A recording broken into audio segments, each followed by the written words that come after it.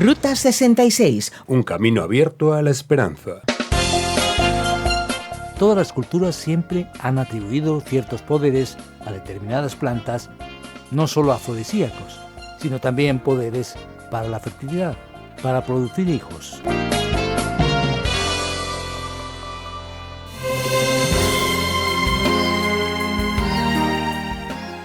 Otro de los desvíos obligatorios en nuestra Ruta 66 es la ciudad de Las Vegas. Cogemos la carretera US 93N y llegamos directamente a la presa Hoover Dam, una auténtica obra arquitectónica situada en la frontera entre los estados de Arizona y Nevada. Construida durante la época de la Gran Depresión entre 1931 y 1936 y figura en el Registro Nacional de Lugares Históricos. Entramos en otro estado, el de Nevada. Ocio, música, bodas, Elvis, eso es Las Vegas. Sí, hay gente que solo piensa en aquellas cosas que traerán ganancias y placer. Te invitamos a quedarte con nosotros en otro episodio más de la Ruta 66, un programa original del profesor de Biblia Luis Sayao, producido por Radio Encuentro, Radio Transmundial en España, traducido por Mateus Rodríguez y presentado y adaptado por el profesor de Biblia y comunicador Fernando Díaz Sarmiento. La aventura continúa hoy en la serie sobre Génesis, donde abordaremos el capítulo 30. El tema es Inversiones Jacob, prosperidad garantizada. Este es el tema, como te digo, del episodio de hoy. Hay personas tan miserablemente pobres que solamente tienen dinero, ¿no es así? Si el dinero no cae del cielo, ¿cómo podemos ser prósperos? Vamos a seguir juntos en la presentación de este estudio. Estamos en Génesis capítulo 30, aquí en nuestra Ruta 66. Nuestro tema será Inversiones Jacob, prosperidad garantizada. Como hemos visto, Jacob ha tenido muchos problemas en su vida personal. Después de huir de su hermano, de enfrentar tantas dificultades, trabajar más de 14 años para su tío Labán, Jacob se ha enfrentado a muchos problemas y ha aprendido finalmente de ellos. En el capítulo 30 veremos a Jacob comenzar a cosechar algunos frutos de su trabajo y de sus luchas. A lo largo del tiempo hemos visto a los patriarcas pasar por tantos problemas para que la promesa divina realmente se cumpliera. ¿Dónde está la gran nación?, nos preguntamos. ¿Dónde está la multitud? Finalmente, en la tercera generación de patriarcas, en la persona de Jacob, los hijos por fin serán muchos. Tuvo 12 hijos y una hija. Y ahora tenemos el resultado claro de la bendición de Dios manifestada en el linaje de los patriarcas. Y los hijos serán vistos como una señal de bendición divina, una especie de prosperidad especial en aquellos tiempos. Entonces vemos que Raquel empezó a tener problemas con su hermana porque no tenía hijos. Se quejaba mucho con Jacob, y él dice que no puede dar hijos, que es Dios quien está impidiendo eso. Entonces, más o menos repitiendo un tema presentado anteriormente, Raquel le da a su sirvienta Bilhá para que Jacob tenga hijos a través de ella. Así Bilhá da a luz al quinto hijo de Jacob. Nosotros vimos al final del capítulo 29 que ya había nacido Rubén, Simeón, Leví y Judá. Y ahora, por fin, Raquel, por medio de Bilhá, tiene a su primer hijo, el quinto de Jacob, que es Dan. El texto de la Nueva Versión Internacional dice que Raquel exclamó: Dios me ha hecho justicia, escuchó mi plegaria y me ha dado un hijo. Por eso Raquel le puso por nombre Dan. Después Bilhá, la criada de Raquel, quedó embarazada otra vez y dio a luz un segundo hijo de Jacob. Y Raquel dijo: he tenido una lucha muy grande con mi hermana, pero he vencido. Por eso Raquel lo llamó Neftalí. Lea, al ver que ya no podía tener hijos, tomó a su criada Zilpá y se la entregó a Jacob por mujer. Y ésta le dio a Jacob un hijo. Entonces Lea exclamó: ¡qué suerte!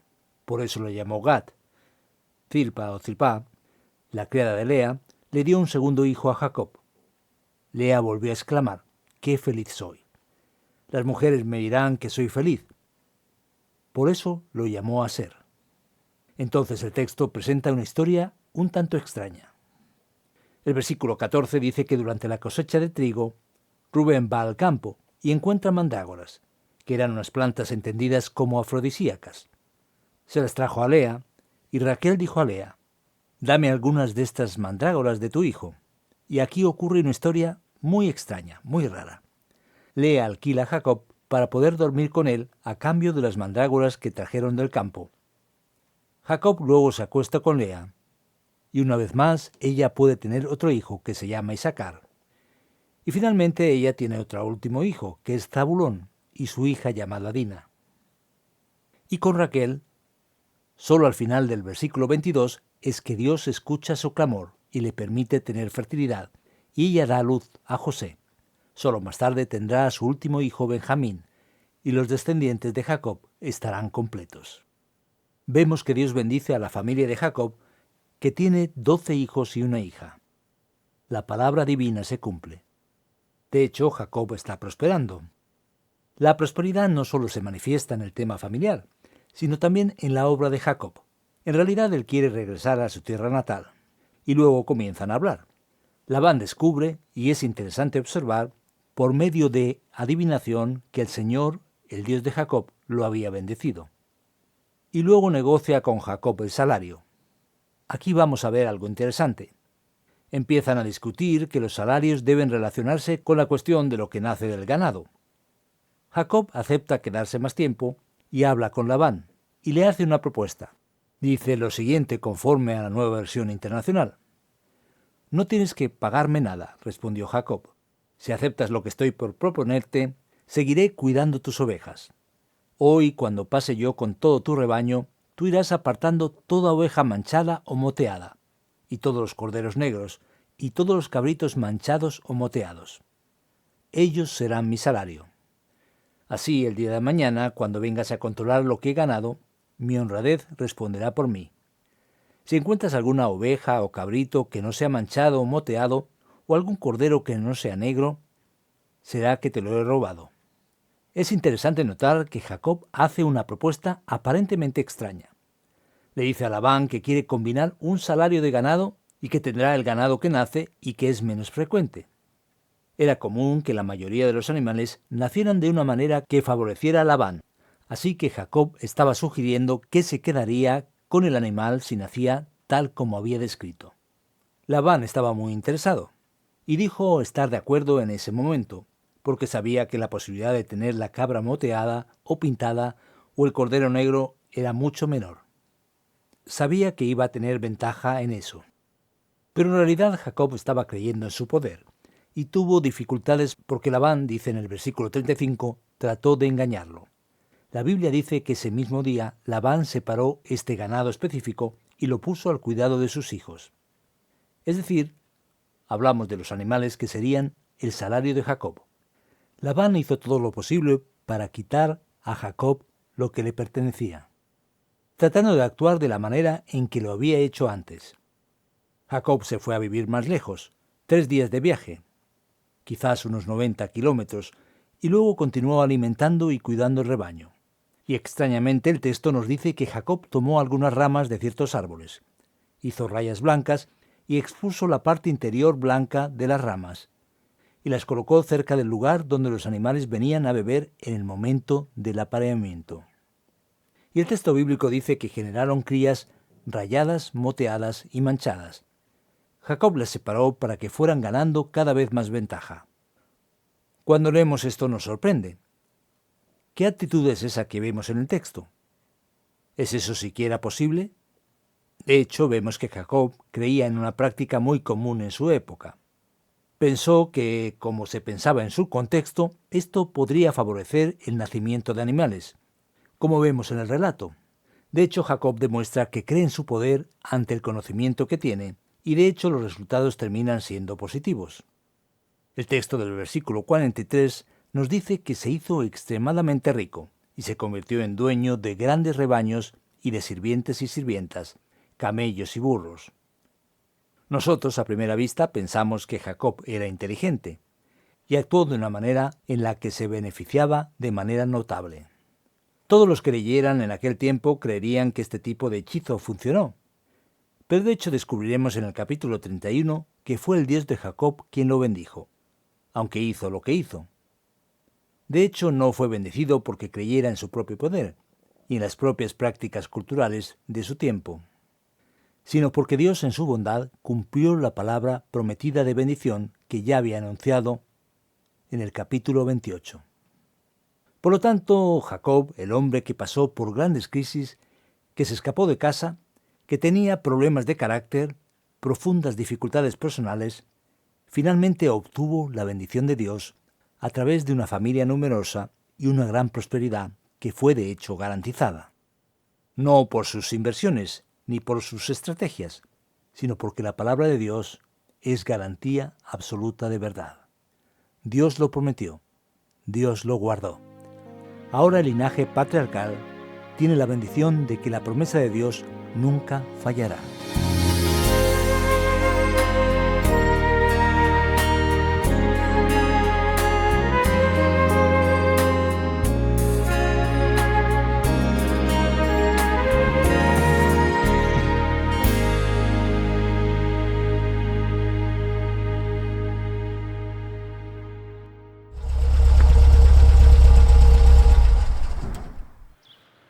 Qué emocionante es viajar por las páginas de la Biblia, ¿a que sí? Tienes razón. Y si tenemos un mapa que nos ayude en este viaje, mejor todavía.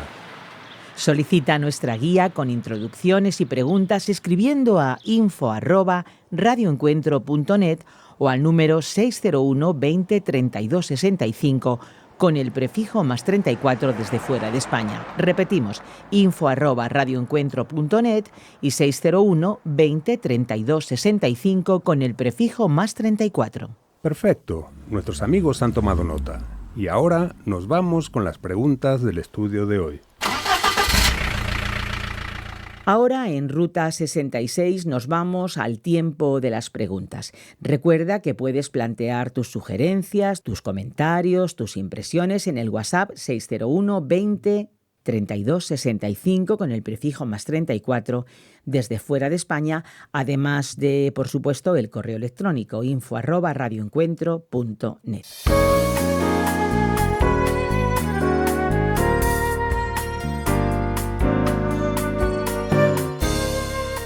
Empiezo de inmediato a mirar estas plantas medicinales. Mandrágoras, la manzana del amor de esa época. ¿De verdad funciona? ¿Es superstición o era la medicina de la época que tuvo su efecto? ¿Cómo podemos entender este pasaje? De hecho, todas las culturas siempre han atribuido ciertos poderes, no solo afrodisíacos, sino también poderes de fertilidad, para producir hijos a determinadas plantas. Se les consideraban plantas capaces de ayudar a concebir. El texto solo nos revela qué era la práctica cultural y cómo lo hicieron. No hay una idea de que estas plantas fueran realmente capaces de marcar la diferencia. Lo que se plantea aquí es una oposición entre la actitud humana de lograr cosas mediante la fuerza y la capacidad del hombre. Entonces lo que vemos allí es exactamente que Lea cree junto con Raquel que estas plantas pueden marcar la diferencia en el proceso. Y el texto nos mostrará que todo lo que sucedió en realidad sucedió a través de la bendición y la acción divina. Entonces hay un contraste en el texto. Nadie debería poner esperanzas en estas creencias populares. Por supuesto, hay un elemento objetivo. Si alguien tiene cierto problema de salud y tiene la ciencia al alcance de la mano, debería usarla. Pero no aquí. Esto es la oposición de la creencia del poder humano a la acción de Dios. Ahora, en todo este proceso, la prosperidad de Jacob comienza a llegar. Es un hijo tras otro. Y mira, mujer tras mujer también, ¿eh? Y entonces, ¿cómo está Raquel en esta historia? ¿Cuál es su importancia en las tribus que se están formando en Israel? Quería morir si no había ningún hijo. Y José de repente vino. Pero luego Raquel muere porque da a luz a Benjamín. ¿Cuál es la importancia de Raquel que luego desaparece ya de la historia? Es verdad.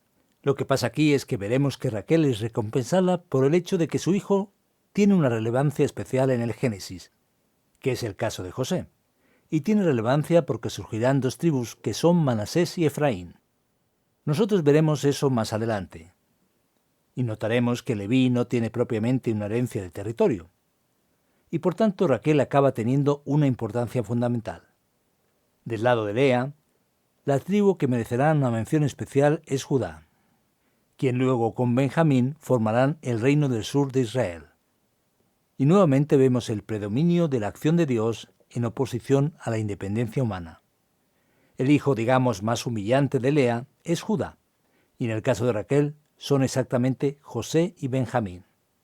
Hay una especie de juego de palabras porque al mismo tiempo en que está desesperada para tener hijos, ella finalmente muere. Y otro detalle es que la primera señal de independencia de Raquel, cuando está desesperada, es traer a su sirvienta para engendrar hijos a través de ella. Y el primer niño que nace es Dan. Y la historia de Dan va a ser la más complicada. No aparecerá, por ejemplo, en Apocalipsis 7. Y en Jueces encontraremos a Dan en una situación de relación con la idolatría. Es una de las tribus menos importantes de la historia de Israel. Ya que estamos hablando de inversiones y de prosperidad, nos llama la atención la forma en que actuará Jacob. ¿Es algún hechizo? ¿Qué es este truco de la genética que la medicina moderna no descubrió? Pero él quiere que de ahí su rebaño sea colorido. ¿Cómo es eso de ramas y rayas? ¿Cómo explicarlo? Jacob aquí propone un acuerdo con Labán en el que teóricamente estará en desventaja. Era mucho más fácil que las ovejas nacieran blancas y no llenas de manchas, rayas o incluso cabras o machos cabríos negros. También no era la probabilidad menor. Pero al mismo tiempo cree en este tipo de superstición. Era una especie de idea que si el animal en el apareamiento estuviera delante de tal o cual rama, eso intervendría en el nacimiento. Nosotros sabemos que esto no es posible. El texto no es normativo. Describe simplemente lo que hizo Jacob.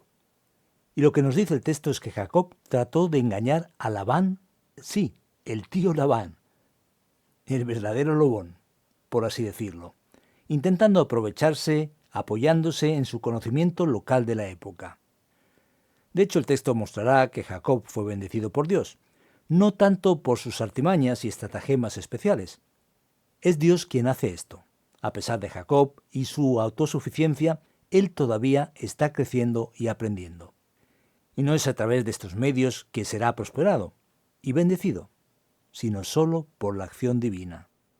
Dios da tanta prosperidad a Jacob que su arrogancia comienza a crecer. Para terminar con nuestras preguntas, en el versículo 27 tengo otra. ¿Labán, el oportunista, era un adivino? ¿Cómo se las arregló para descubrir ciertas cosas? Realmente no sabemos si está diciendo la verdad. De repente, digamos que engaña no solo a Jacob, sino también al lector. Dice en el versículo 27 que a través de la adivinación descubrió que el Señor lo bendijo a causa de Jacob. Y es posible que esté usando esto como una especie de juego para aprovecharse. Pero no hay duda de que es un adivino. ¿Por qué? Abraham vino de Mesopotamia.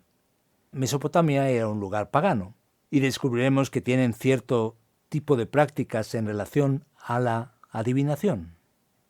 Veremos que Raquel le roba los ídolos de su padre. Vemos que Labán de hecho se mete con la adivinación. Y Dios está mostrando que es precisamente de un pueblo involucrado con la idolatría y lleno de fragilidades que Él elige a Abraham.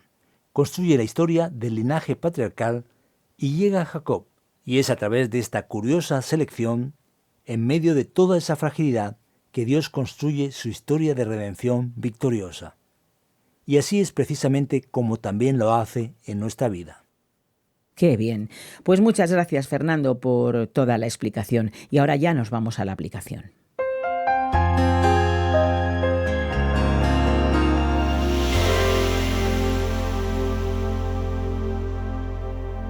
Llegando al final del capítulo 30 de Génesis, cuando estudiamos el tema Inversiones Jacob, prosperidad garantizada, vamos a la aplicación final de este texto bíblico tan importante. Lo que descubrimos aquí es que la prosperidad y bendición solo vienen a través de Dios. No hay otra manera. El texto nos muestra con gran maestría que lo que Jacob esperaba que en realidad fuera su bendición no funcionó bien. Por ejemplo, la esposa que no quería fue la que le dio el mayor número de hijos, e incluso su hija. Su amada esposa, de quien él esperaba mucho, con ella fue muy difícil, y solo por la intervención divina es que vemos que las cosas suceden. Jacob confió en sí mismo y en su poder. Dios le permitió pasar 14 años esperando a Raquel. Su experiencia, su forma de saber engañar a los demás no funcionó. Jacob no prosperará de esta manera. Jacob tampoco pudo prosperar en la negociación con Labán. Labán siempre fue más inteligente y capaz que él. Sufrió mucho a manos de su propio tío. Y finalmente, cuando Jacob prospera, crea y elabora toda una situación basada en las costumbres de la época. De hecho, descubriremos que solo prosperó gracias a la bendición de Dios.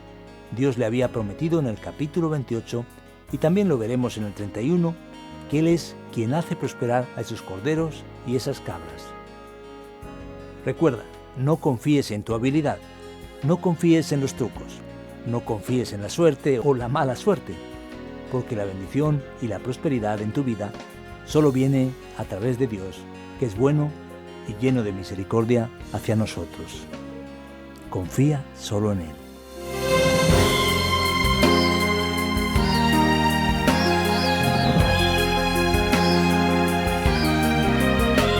Termina aquí un episodio de nuestra Ruta 66. Te esperamos, amigo, en esta misma emisora y a esta misma hora para un nuevo tramo de nuestro viaje. Si quieres escuchar este programa de nuevo o tal vez alguno de los anteriores, lo puedes hacer a través de nuestra página web o en la página RTM360, también descargando la aplicación RTM360. Tenemos nuestra propia aplicación y los programas están también disponibles en varias plataformas digitales como Spotify, eBooks y iTunes. Y en las redes sociales nos puedes encontrar como RTM Ruta 66. Si tienes comentarios que deseas hacernos llegar o impresiones de este programa o de alguno otro que hayas escuchado, compártelo con nosotros, por favor, a través de un mensaje escrito o un mensaje de voz al WhatsApp o Telegram 601 20 32 65 con el prefijo +34 desde fuera de España. También lo puedes hacer en el correo electrónico info@radioencuentro.net. Conocer desde dónde nos escuchas y a través de qué medio es para nosotros muy importante. Decirte también que nos gustaría regalarte la guía comentario para que conozcas más a fondo la Biblia. Si la solicitas a través de las vías de contacto que te he mencionado, te la vamos a enviar completamente gratis. Estuvo en los mandos técnicos Andrés Ocampo y te acompañó Esperanza Suárez. Contamos contigo en nuestra próxima y particular Ruta 66, un camino abierto a la esperanza, un encuentro con el autor de la vida.